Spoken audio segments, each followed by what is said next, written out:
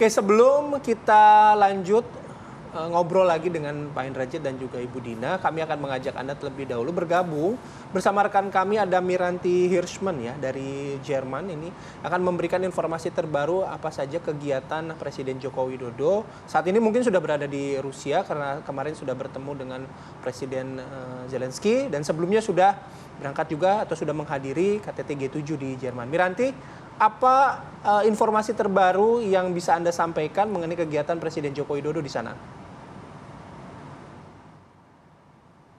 Ya Bayu, mungkin kalau misalnya diizinkan, saya akan bicara sedikit ke belakang untuk menceritakan sedikit bagaimana Presiden Jokowi dan rombongan tiba di negara pertama yang dikunjungi dalam lawatan 4 negara ini. Yang pertama ketika hadir di Jerman, sambutan dari diaspora Indonesia ini sangat meriah sekali dan luar biasa, antusias dan banyak dari para diaspora ini yang datang dari ratusan kilometer dari kota München. Ada yang datang dari Stuttgart, ada yang datang dari Frankfurt dan mereka betul-betul merencanakan kedatangan mereka itu untuk menyambut Presiden Jokowi dan rombongan. Walaupun saat tiba di hotel tempat Presiden menginap, mereka mungkin hanya bisa melihat Presiden secara langsung, mungkin sekitar 2 atau 3 menit, habis itu Presiden harus kembali ke hotel tempat menginap untuk melanjutkan kegiatan pada saat itu. Dan tidak hanya itu, sambutan dari negara-negara G7 yang dihadiri oleh Presiden Joko Widodo pada hari kedua pertemuan KTT G7 tersebut, kita bisa langsung melihat bahwa sambutan kepada Presiden Joko Widodo ini cukup hangat begitu ya. Dan kalau kita melihat ada foto bersama, kita juga bisa melihat bahwa posisi Presiden Jokowi ini ada di depan, kemudian diapit oleh tuan rumah dan juga di sampingnya adalah Presiden Amerika Serikat. Ini tentu merupakan satu posisi yang cukup istimewa. Walaupun kita tahu bahwa di G7 ini mereka mengundang 5 negara yang tidak tergabung dalam G7. Di antaranya adalah Argentina, India, Senegal, Afrika Selatan, dan tentu saja Indonesia. Kelima negara ini mewakili negara-negara yang disebut sebagai Global South yang memiliki kekuatan demokrasi. Ini menarik sekali karena kalau kita melihat ulasan dari media-media, terutama media Italia, Perdana Menteri Italia Draghi juga mengatakan secara langsung pada konferensi pers di hari terakhir KTT G7 ini, ulasan mengenai negara-negara Global South ini memiliki peran yang sangat penting dalam politik dunia. Karena bisa diakui bahwa negara-negara G7 memang memiliki kekuatan yang bisa disebut sebagai adidaya. Mereka memiliki kekuatan finansial dan lain sebagainya. Tetapi tanpa negara-negara Global South ini, mereka ini hal ini kita bisa melihat posisi-posisi baru di geopolitik dunia, bahwa posisi Indonesia sekarang sangat diperhitungkan. Bayu. Nanti melihat bahwa Presiden Joko Widodo melakukan kunjungan ke Ukraina dan juga Perancis, bagaimana media internasional, maksud kami Rusia, bagaimana media internasional ini menyerotinya? Bahkan juga kita tahu Jerman termasuk salah satu negara NATO begitu. Ya, memang kepergian Presiden Joko Widodo ini diketahui oleh negara-negara G7 kalau kita melihat bahwa beberapa saat yang lalu atau beberapa pekan yang lalu, kepala negara Jerman dan kepala negara Perancis juga sempat mengunjungi Presiden Zelensky langsung di Kiev dan juga menggunakan kereta begitu ya dari Polandia, yaitu rute yang mirip yang digunakan oleh Presiden Jokowi dan rombongan untuk menuju Kiev. Saya pikir tentu saja Presiden Jokowi bekerja sama dan mengkonsultasikan ini juga dengan negara-negara tersebut yang pernah menghubungi Presiden Zelensky di Kiev. Ya, memang hal ini banyak pertanyaan pada sesi tanya jawab pada press conference di hari terakhir KTT G7 mengenai peran Indonesia ini dalam G20.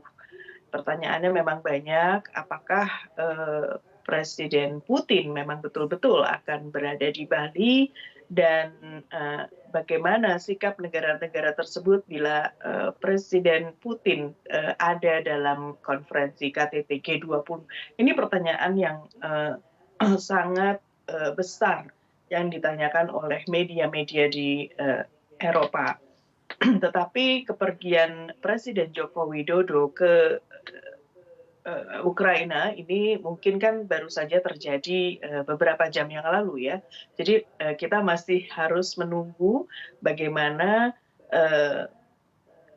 media di negara-negara G7 ini menuliskan atau memberitakan mengenai pertemuan antara Presiden Joko Widodo dan Presiden Zelensky. Bayu. Baik, terima kasih. Baik, terima kasih Miranti Hirschman mengabarkan langsung dari Jerman ya. Kita lanjut lagi perbincangan. Saya mau ke Bu Dina lagi. Bu Dina, kalau tadi Bu Dina di awal menyebutkan bahwa pertemuan Presiden Joko Widodo dengan dua kepala negara ya, ini merupakan kesempatan yang baik ya menyampaikan apa yang diniatkan gitu dari persoalan yang ada. Tapi kalau Bu Dina melihat baik Ukraina katakan atau Rusia lah dalam hal ini, apa term condition yang mungkin saja bisa diterima oleh Rusia ketika berbicara dengan Indonesia dalam hari ini untuk menjaga pasokan pangan, kemudian juga menjaga pasokan energi, Bu Dina? Oke, satu yang masih jarang disebut ya dalam perbincangan kali ini adalah posisi Rusia sebagai negara P5 atau pemenang perang di PBB, sehingga punya hak veto. Nah, Rusia dalam posisi ini selama ini satu jalan dengan Indonesia, hanya ketika mengecam kegiatan-kegiatan dari Amerika Serikat misalnya yang memojokkan Palestina dan mendukung Israel. Kalau kita cek, Rusia dalam posisi yang sepakat dengan Indonesia bahwa Israel di sini perlu dikecam. Jadi di tingkat global Indonesia punya kepentingan juga, dan Rusia juga punya kepentingan untuk menjaga kemitraan dengan Indonesia. Itu dari sisi non-ekonomi ya. Dari sisi militer dan ekonomi sebenarnya Indonesia ini juga pemain penting karena kita di kawasan Asia Pasifik, ASEAN, juga di Indo-Pasifik ini tokoh yang dihormati lah. Selain karena lokasi geografis kita yang memang sangat strategis, pasar kita besar, daya belinya bagus, pertumbuhan ekonominya juga sangat positif selama ini di kawasan, sehingga kalau mereka mau menjadi power gitu ya, Rusia menjadi power yang lengkap dengan segala kapasitas aneka dimensi politik, ekonomi, pertahanannya, sebenarnya mau nggak mau dia juga harus bermitra dengan negara seperti Indonesia yang sudah jelas-jelas diketahui posisinya selalu berusaha untuk non-blok tadi ya, independen gitu. Posisinya itu tidak memilih antara polar-polar yang ada dan punya posisi sendiri yang arahnya itu selalu perdamaian. Gitu. Oke. Saya mau langsung ke Pak Hendra. Oke. Baik. Nanti kita ke Bu Dina lagi ya, kita ke Pak Hendra dulu. Nampaknya agak sedikit trouble ya. Mau ke Pak Hendra, kalau melihat tadi dijelaskan bahwa memang sebenarnya Indonesia memiliki posisi strategis di mana selalu menempatkan diri netral begitu ya. Berarti antara Rusia dan juga Ukraina tetap harus menjalin hubungan baik dengan Indonesia. Kalau Anda melihatnya next step-nya, apakah hanya berhenti sampai di sini atau memang harus ada langkah-langkah yang perlu dilakukan lagi begitu ke depannya? Jadi kalau bicara non-blok, kita kalau acuan kita kan politik luar negeri bebas aktif. Nah, yang orang sering salah paham bebas aktif ataupun non-blok itu seakan-akan pasifisme dan netralisme. Ya. Padahal itu kalau terbukti dalam KA Bandung 55 maupun 6 tahun kemudian gerakan non-blok di Beograd 61, itu kan sikap kita itu tidak netral dan tidak pasif. Ada satu sikap di luar kalian berdua ini loh. Nah itu. Nah itu. Dan apa itu? Konteksnya adalah ketidakadilan global. Apalagi dulu kalau dalam konteks itu kan yang dihadapi terutama blok barat kan ex-koloni negara-negara kolonial di negara berkembang. Nah itu yang menjadi dasar kontraskema namanya terhadap kapitalisme global yang dulu memang barat ini dalam hal ini G7 kalau tadi itu ya, dan plus Amerika itu menjadi motor penggerak. Nah, tapi yang menarik dalam konteks sekarang kalau kita baca jeli G7 maupun NATO itu sedang rapuh saudara. Ingat, Uni Eropa sekarang sebagai kekuatan regional Jerman, Prancis. Jadi ini sudah berjarak dengan Amerika dan Inggris. Jadi kalau dalam konteks sanksi ekonomi dan embargo setengah hati kan bisa kelihatan itu. Lalu NATO dari invasi Amerika ke Afghanistan dan Irak 2001-2003, Prancis, Jerman nggak ikut. Yang ikut tuh Amerika, Inggris, Spanyol, Italia. Jadi itu aja ibaratnya kalau NATO itu kayak suami istri yang secara teknis sudah cerai tapi masih satu atap gitu. Nah ini yang situasi ini dibaca betul oleh Putin. Nah kita negara berkembang menarik ketika Presiden Afrika Selatan bilang ini saatnya aktifkan kembali non-blok. Nah kita ini justru jangan lemot gitu. Jadi harus gercep ya. Oke. Kalau misalnya satu lagi Pak Hendra, kalau misalnya memang aktivasi soal non-blok itu menjadi daya tawar yang tinggi begitu ya di internasional. Tapi itu juga bisa setidaknya bisa tidak memanfaatkan momentum G20 ini sekali lagi menjawab krisis pangan dan juga energi. Ya otomatis karena kalau krisis pangan ini kan kaitannya yang paling penting itu kan yang paling krusial pelabuhan di Laut Hitam kan diblokade baik dari Rusia maupun dari blok barat sehingga tidak supply chains biji-bijian, benih-benih yang terkait bahan-bahan pangan kayak jagung, gandum itu kan terhambat. Otomatis dampaknya di negara-negara yang konsumen ini harganya meroket gitu kan. Nah, otomatis inflasi naik. Tapi ini kan tetap harus dilihat sebagai efek, walaupun ini efek domino yang nggak dihitung ya. Tapi kalau mau bicara mengatasi krisis kan nggak boleh ke hilirnya, ke hulu dong. Nah itu, dan hulu itu harus kita punya power. Nah sebagai juru damai ataupun dalam konteks yang lebih luas menjadi kekuatan yang karena gini ya, G20 itu kan esensi awalnya itu kan G7. Belakangan Rusia sempat ikut G8 tapi karena terus kejadian 2014 krisis di Ukraina juga pecah lagi. Tapi sebetulnya Pak Jokowi ketemuan dengan beberapa negara G7 itu menarik. Cuman masalahnya kan efektivitasnya seperti apa? Karena memang kunci dari G20 di G7 ini plus Amerika. Tapi yang menarik ada 6 negara non-blok di dalam tubuh G20 termasuk Indonesia. Baik, singkat ke Mbak Dina, berarti memang ini momentum kita semua begitu ya, khususnya untuk negara-negara non-blok untuk aktif kembali untuk bisa sama-sama menjadi juru damai dari perang Ukraina dan juga Rusia. Jangan cepat puas juga ya dengan gesture yang positif kali ini.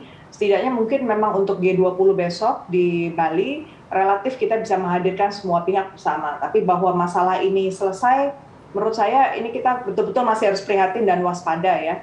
Karena perkembangannya di Taiwan misalnya, Inggris sudah bunyi kan, Secretary of State-nya, Menteri Luar Negeri mereka bilang bahwa mereka sudah harus mulai mengirimkan senjata ke sana dan melatih orang-orangnya agar siap. Lalu kemarin dalam pertemuan di NATO misalnya, negara-negara NATO juga mengatakan mereka sudah mulai mengkritik nih kegiatan-kegiatan China dan kita atau negara-negara anggota mereka harus sudah sigap nih menghadapi ini. Di Jerman juga terjadi penguatan persenjataan ya yang dikumpulkan dari Amerika Serikat dan negara-negara NATO yang lainnya untuk persiapan menghadapi Rusia. Artinya eskalasi penggunaan senjata ini dan sekali Eropa itu udah bunyi atau NATO itu bunyi akan menggunakan senjata, butuh waktu rupanya untuk menurunkan itu. Jadi di sini masih butuh berkali-kali dialog dan juga mengingatkan.